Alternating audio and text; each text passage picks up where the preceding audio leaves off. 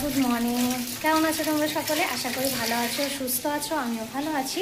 ঘড়িতে বাজে 10টা 5। এখনও আমার টিফিন করা হয়নি, আজকে অনেকটা দেরি হয়ে গেছে। আর বাজে তো বললাম 10টা 5 মতো বাজে। মাম্মামকে একদিকে খাওয়াচ্ছি, একদিকে রান্না করছি। এই আজকে সেরকমভাবে কিছু করছি না, তো যাই করছি রান্না করতে একটু দেরি হয়েই যাচ্ছে, কিছু করার নেই। মাম্মামকে খাইয়ে দাইয়ে তারপর আমি খাবো। আর হচ্ছে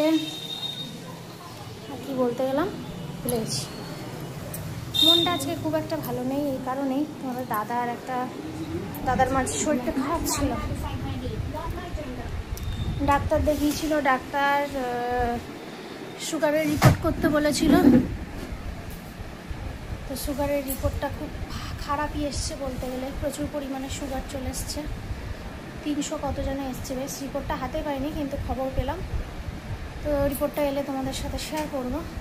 ওর জন্য একটু চিন্তা ভাবনা। তোমাদের দাদাভাই তো প্রচণ্ড পরিমাণে টেনশন করে, কারণ খাওয়া দাওয়া যে আমাদের মিষ্টি বা চিনি জাতীয় কিছু খাওয়া হয় সেরকমভাবে কিছুই না। তোমাদের দাদাভাই মিষ্টি জাতীয় জিনিস খুব একটা খেতে পছন্দ করে না, সেই হিসাবে মিষ্টিও খাওয়া হয় না। হতে পারে একটাই কারণে, যে ওর হচ্ছে চিন্তা, প্রচুর পরিমাণে চিন্তা করে বলে হয়তো এই জিনিসটা হয়েছে, আমি যেটা মানে আশা করছি। কারণ খাওয়া দাওয়া তো আমাদের সব কিছু মানে লিমিটে। যাই হোক, এখন আলু খাওয়া, যেগুলো খাওয়া বারণ সেগুলো মানে যেটুকু আমি জানি ডাক্তার না দেখানো পর্যন্ত সেইটুকু আজ থেকে শুরু করে দিয়েছি, ঘরোয়া পদ্ধতি। আর হচ্ছে এবার ওই রিপোর্টটা ফাইনাল এলে, কাগজটা হাতে না পাওয়া পর্যন্ত তো ডাক্তারের কাছে যেতে পারছি না। ডাক্তারের কাছে গেলে ওষুধপত্র দিলে পরে তারপর সেগুলোও খাবে, আর ঘরের যেগুলো বারণ সেইগুলো খেয়ে যদি ঠিকঠাক তাড়াতাড়ি হয়ে যায়। ওই জন্য একটু মনটা খারাপ, তাছাড়া কিছু না। মামামকে খাওয়াচ্ছি আজকে ডিম আলু সিদ্ধ আর গাজর সিদ্ধ, আর ওর খাওয়া হলে আমি খাবো। আর একদিকে রান্না করছি।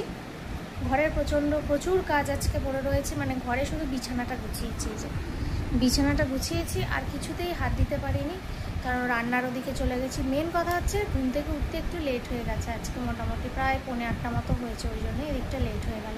ওই 7টা 7:30 নাগাদও যদি উঠি না, তাও অনেকটা এগিয়ে যায় কাজ বাজে। তো যাই হোক, চলো কি রান্না করছি সেগুলো পরে তোমাদের সঙ্গে শেয়ার করছি। এখন মামামকে খাইয়ে নিই, পরে কথা হচ্ছে। বাজে 11টা 10 মতো, 15। আর মামামকে একটু লেবু কেটে দিলাম, লেবু খাচ্ছে। আমার রান্নাবান্না কমপ্লিট, মাথায় একটু দই দিয়েছি, ওই জন্য একটু বসলাম। গরমও লাগছে, এবার ঘরটা মুছে কেচে স্নান করব। Good afternoon friends. বাজে এখন 12টা 20 মতো, খেতে বসবো। যদি উঠলাম, কি রান্না করেছি চলো দেখাই। যে ভাত, ডালটা একটু হলুদটা আজকে বেশি পড়ে গেছে, কালারটা কেমন এসছে। মাছ ভাজা, ঢেঁড়স ভাজা, আর হচ্ছে বিট ভাজা, এই আজকে রান্না। এখন বাজে হচ্ছে 8টা 40, আর মামামকে খাওয়াতে বসিয়েছি। ভাত, ডাল আর বিট ভাজা। আর হচ্ছে সন্ধ্যা থেকে একটু কাজ করছিলাম, বলতে জামা কাপড়গুলো প্রচণ্ডভাবে বেড়ে গেছিলো, ভেজাগুলো সব শুকিয়ে গেছে, সেগুলো সব গুছানো। তারপরে আজকে রুটি করলাম। তোমাদের দাদাভাই বললো যে রাত্রেবেলা রুটি বা মুড়ি খাবে, ভাতটা এখন কম খাবে রাতের দিকে, তো ওই জন্য আবার রুটি করলাম, সবজি কাটলাম। ওই জন্য সন্ধ্যা থেকে একটু ব্যস্তই ছিলাম। তো এখন 1:30 বাজে, মামাকে খাইয়ে দিচ্ছি। আর আমার মোটামুটি বিছানাপত্র সব গোছানো হয়ে গেছে। ওর খাওয়া হলে পর তারপর আমি খেয়ে দিয়ে শুয়ে পড়বো। তো চলো পরে আবার কথা হচ্ছে, এখন রাখি।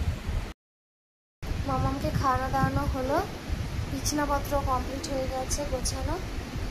আর হচ্ছে এখানে বাজে 9:30, খেতে বসবো। চুলটা একটু বাঁধবো, বেঁধে তারপর খেতে বসবো। তো চলো আজকের মতো এই পর্যন্ত। যদি ব্লগটা ভালো লেগে থাকে একটা লাইক, কমেন্ট, শেয়ার, অবশ্যই সাবস্ক্রাইব করো। টাটা, গুড নাইট, ভালো থেকো।